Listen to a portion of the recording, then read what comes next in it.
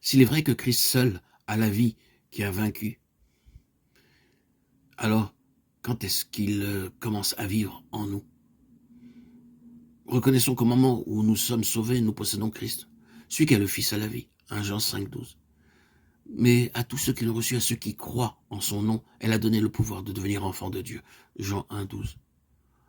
Lorsque nous croyons, nous avons déjà Christ.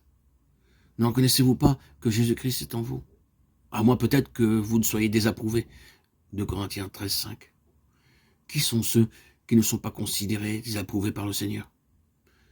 Et je ne mettrai pas dehors celui qui vient à moi, Jean 6,37. Êtes-vous venus au Seigneur? Si nous sommes venus à lui, nous ne sommes pas désapprouvés. Qu'avons-nous donc? Nous avons Jésus-Christ en nous.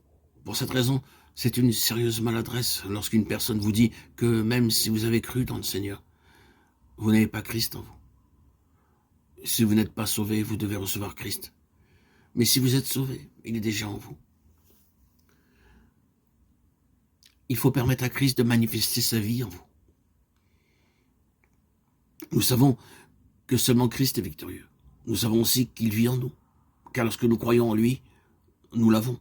Néanmoins, je suis toujours moi-même comme si rien ne s'était passé. Que devons-nous faire afin que Christ puisse manifester sa vie en nous, sa vie en moi?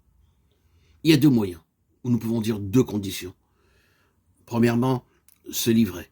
Oui, en vérité, Christ est en moi, mais il ne peut rien si je ne le laisse pas faire. Vous et moi, nous devons obéir à Dieu.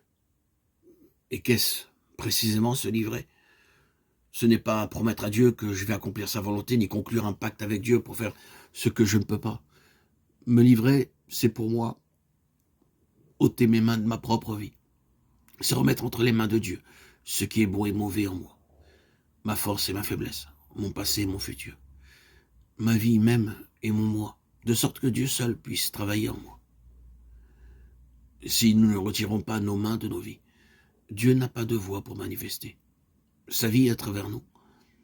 Supposez que vous donnez un livre à quelqu'un et que votre main ne lâche pas le livre. Votre ami pourra-t-il le recevoir? Lorsque nous venons à Dieu, nous devons lui dire « Je t'abandonne tout ce qui est bon et mauvais en moi.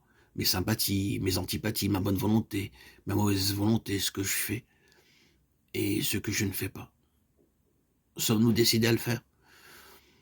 Autrement, il n'y a rien que Dieu puisse faire pour nous. C'est notre responsabilité de livrer notre moi vaincu. Dieu est toujours prêt, attendant que vous et moi, nous fassions seulement cette chose, être disposés à lui remettre notre moi.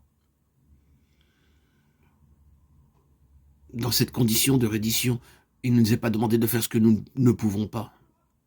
Elle réclame seulement que nous abandonnions ce qui est bon et mauvais en nous, notre force et notre faiblesse,